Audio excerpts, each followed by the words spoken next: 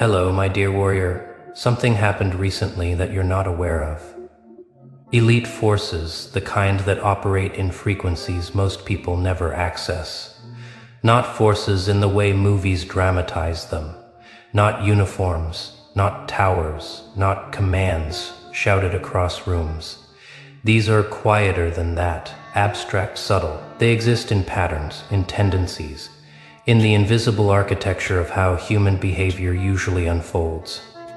They don't watch faces, they watch responses. They don't listen to words, they listen to shifts. And recently, something about you disrupted a pattern that almost never breaks. You didn't feel it when it happened. There was no announcement, no signal, no moment where the world paused. It looked ordinary from the outside.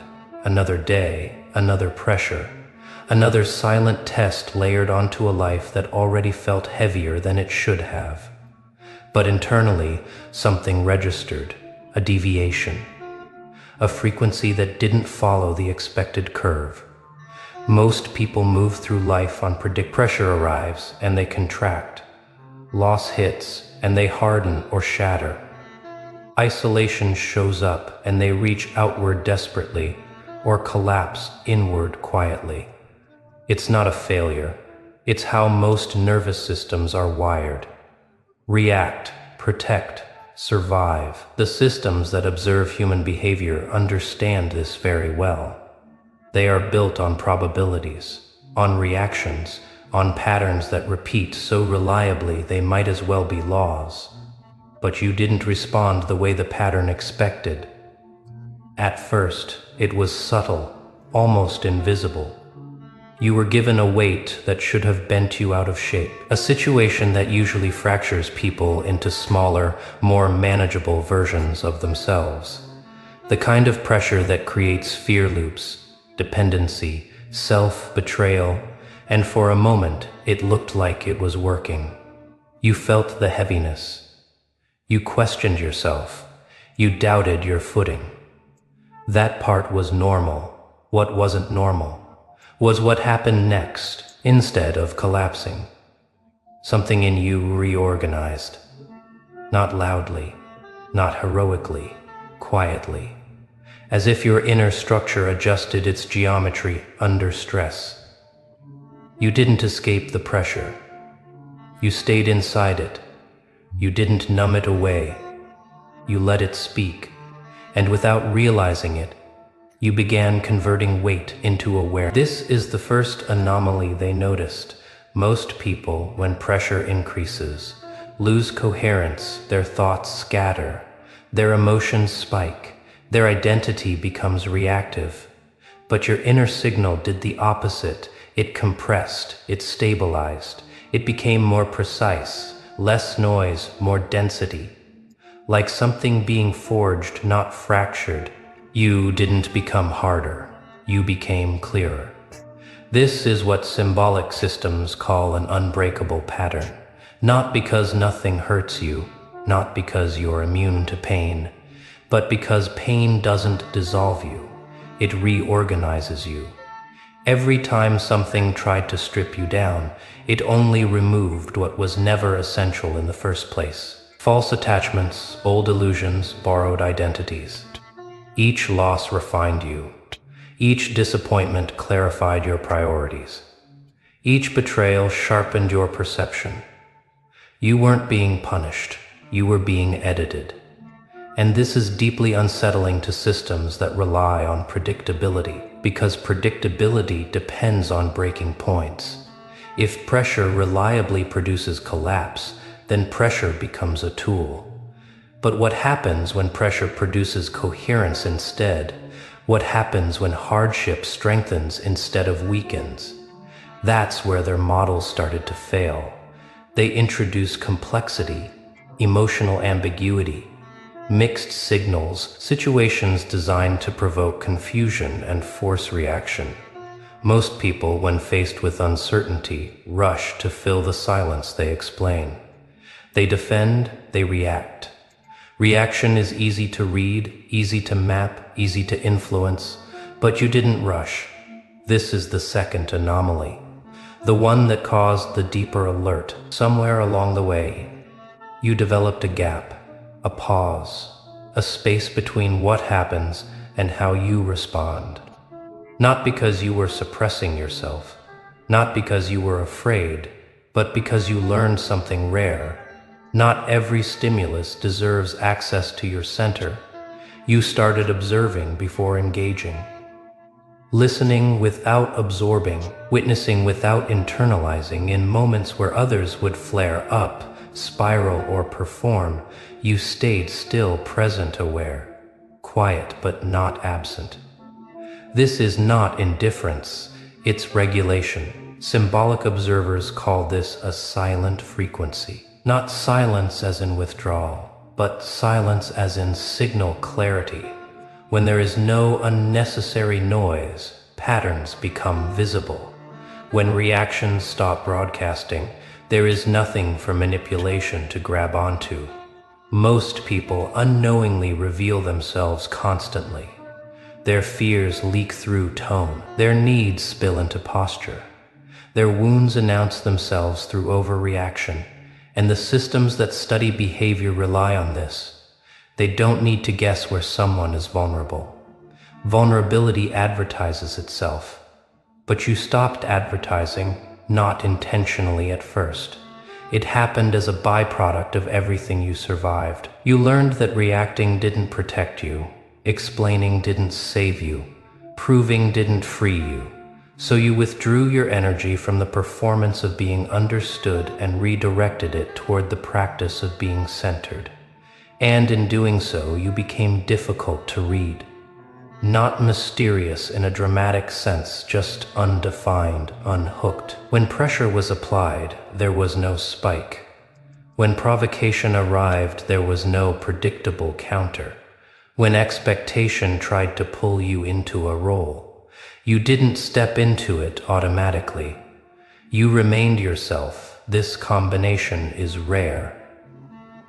On its own, resilience can still be exploited. On its own, silence can still hide fragility.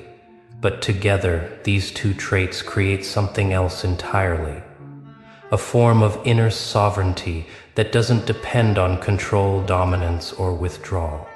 You can't be pushed into collapse, and you can't be pulled into reaction. This doesn't make you superior. It makes you self-governed. And here's the part that matters most, even if no one ever names it out loud. When someone like you exists within a larger pattern, something subtle begins to happen around them. Not because you teach, not because you instruct, but because your way of being introduces a new reference point. People near you feel it before they understand it. A calm that doesn't demand attention. A steadiness that doesn't need approval. A presence that doesn't rush to fill space. It unsettles some, comforts others. But it always registers because it reveals an alternative. It shows that pressure doesn't have to destroy. That silence doesn't have to mean weakness.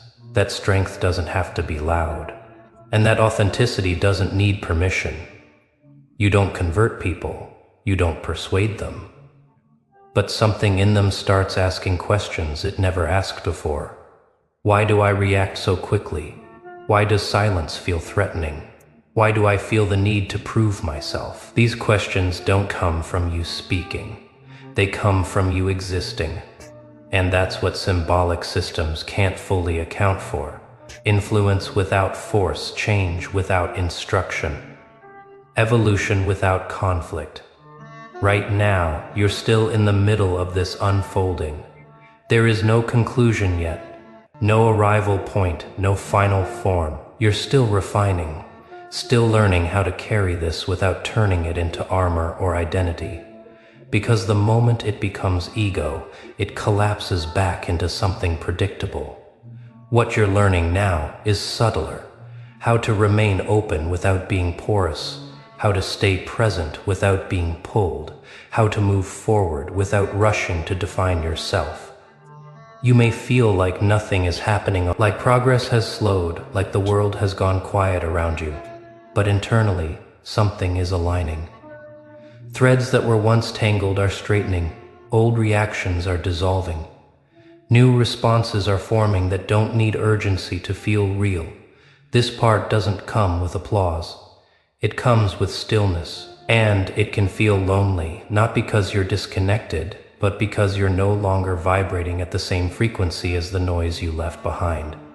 That doesn't mean something is wrong. It means something is stabilizing. You're not meant to resolve this yet. Not in this part. This is still the continuation, the deepening, the slow integration of what you've already become without realizing it. There is more to unfold, more clarity to arrive, more quiet strength to surface. So for now, you keep walking, not toward a destination, but deeper into alignment. You keep listening, you keep observing, you keep allowing pressure to shape you, rather than define you. You keep choosing presence over. This story doesn't end here. It's still moving. You may have noticed that as this inner steadiness grew, the world around you started to feel misaligned, not hostile, not dramatic. Just slightly off. Conversations that once flowed easily began to feel repetitive. Situations that used to provoke urgency now felt strangely distant. It wasn't that you stopped caring, it was that you stopped gripping. This is often misunderstood. People assume detachment means numbness. But what's happening inside you is the opposite. You're feeling more, not less. You're just no longer letting every sensation seize the steering wheel. You're learning discernment. What deserves your energy? What doesn't? What is information? What is noise? And this shift didn't come from studying some method or following a philosophy. It came from necessity. There was a point in your life where reacting the old way became too costly, too draining, too destabilizing. Your system learned the hard way. That survival didn't come from constant engagement. It came from choosing when not to engage at all. This is where many people get stuck. They reach the edge of awareness, feel the discomfort of not reacting, and then retreat back into familiar patterns because silence feels like loss of control. But you stayed. You stayed in the pause. You stayed in the uncertainty. You let the space between impulse and action stretch without rushing to fill it. That space is where your center formed. It's subtle, almost invisible. But once it exists, everything changes. You begin to see situations before they escalate. You sense emotional undercurrents without being pulled under by them. You recognize manipulation not because you're suspicious, but because your body no longer rushes to comply. And what's interesting is how this affects your sense of identity. You're no longer defined by what you oppose or what you endure. You're defined by what you maintain, your balance, your coherence, your ability to stay intact regardless of what's happening around you. This is why external validation started to lose its grip. Praise didn't inflate you. Criticism didn't shatter you. Both became information, nothing more. Useful or irrelevant. Neither personal, two systems that rely on emotional volatility. This is deeply confusing, because volatility creates leverage. If someone needs approval, approval becomes a hook. If someone fears rejection, rejection becomes a weapon. But when neither praise nor blame moves you dramatically, there's nothing to pull on. You're not withdrawn, you're anchored. And anchoring doesn't mean stagnation. It means movement without drift, growth without fragmentation. You still evolve, you still learn, but you're no longer scattered by every wave that passes through your environment. This is also why solitude began to feel different, not empty, not punishing, but clarifying. In quiet moments instead of racing thoughts, there's a slow alignment. Pieces of you that were once in conflict begin to cooperate. Old inner arguments lose relevance. You stop trying to resolve everything at once. You may have wondered why this phase feels slower than previous ones, why there's less dramatic transformation and more subtle recalibration. That's because refinement isn't explosive. It's precise. It happens at a level that doesn't announce itself. Think of it like tuning an instrument rather than building one. The structure already exists. Now it's about resonance, small adjustments that create harmony, slight shifts that dramatically change the sound. You're learning to listen to yourself without judgment, to notice tension without immediately fixing it, to feel emotions fully without letting them dictate your behavior. This is emotional maturity, but deeper than the word usually implies. It's not about control, it's about integration. And integration is what makes you difficult to categorize. People may try to label you strong, cold, detached, wise, intense. None of these quite fit. Because you're not performing a trait, you're embodying a state. And states are fluid, contextual, alive. What's important here is that you don't rush to explain yourself. Explanation pulls you back into old dynamics. Justification reopens loops you've already closed. You're allowed to be misunderstood without correcting the record. That doesn't mean you don't care. It means you trust your coherence more than someone else's interpretation. This is another layer of sovereignty forming at times. This can feel isolating, not because you're alone, but because fewer interactions meet you at this depth. Surface-level exchanges feel thin, drama feels loud, urgency feels artificial, and yet you're not meant to reject the world. You're meant to move through it differently. You'll notice that when you speak now, your words carry more weight, even when you say less, not because you're trying to be impactful, but because your speech is no longer diluted by overcompensation. You don't talk to convince, you talk to express, and that distinction is felt. There's also a growing patience in you. Not passive patience, active patience. The kind that allows processes to unfold without interference. You understand now that not everything needs intervention. Some things resolve themselves when not constantly agitated. This patience extends inward as well. You're no longer rushing your own healing. You don't demand constant progress. You don't measure your worth by productivity or visible change. You allow cycles. You allow rest, you allow uncertainty without turning it into panic. This is where many transformations fail. People want results without regulation, insight without embodiment, change without discomfort. But you've already crossed that threshold. You know now that the discomfort is part of the intelligence. That tension carries instruction, that silence teaches more than noise ever could. You might sense that something is preparing inside you, not for an event, not for a confrontation, but for a deeper stability. A readiness that isn't tied to outcomes. A groundedness that doesn't depend on circumstances. This is not about becoming untouchable. It's about becoming unmovable at your core. Life will still challenge you. Relationships will still test you. Uncertainty will still arise, but the way it lands is different now. It doesn't shake your foundation, it informs it. And the most important thing to remember in this phase is this. You don't need to rush toward meaning. Meaning is already forming, quietly, consistently. In the way you show up, in the way you pause, in the way you choose presence over performance. This is still the middle of the story.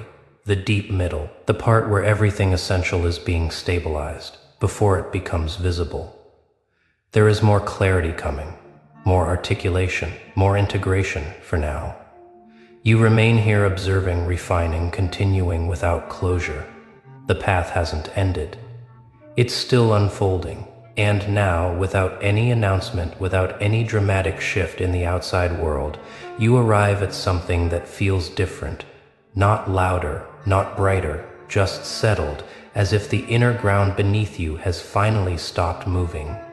This is what the end of this passage feels like. Not a finish line, but a stabilization. You're no longer asking who you're becoming, you're living it, quietly, naturally, without needing confirmation. You understand now that what you went through was not meant to make you harder, colder, or removed from life. It was meant to make you true, to yourself first, to your own signals, to your own limits and capacities. You learned where to stop abandoning yourself, where to stop over-explaining, where to stop performing strength instead of embodying it. The unbreakable pattern was never about endurance alone. It was about honesty, about letting pressure strip away what wasn't aligned until only what was essential remained. What couldn't be negotiated, what couldn't be compromised, not out of defiance, but out of self-respect. And the silent frequency was never about withdrawal. It was about clarity, about discovering that you don't need to respond to everything that reaches for you, that presence doesn't require reaction, that power doesn't announce itself. This is the kind of strength that doesn't need an audience, the kind of calm that doesn't need validation, the kind of sovereignty that doesn't compete or compare. It simply exists. You move differently now. You listen more than you speak. You act with intention instead of urgency. You trust timing instead of forcing outcomes. And when uncertainty appears, it no longer feels like a threat. It feels like space. You also see others more clearly, not with judgment but with understanding. You recognize patterns because you once lived inside them. You see reactions because you've learned how to step outside your own. And that awareness doesn't create distance, it creates compassion. You don't need to lead anyone anywhere. You don't need to prove what you've become. Your way of being already communicates everything that needs to be known. To those who are ready, it feels like permission. To those who aren't, it passes unnoticed. Both are fine. This is what inner sovereignty actually looks like.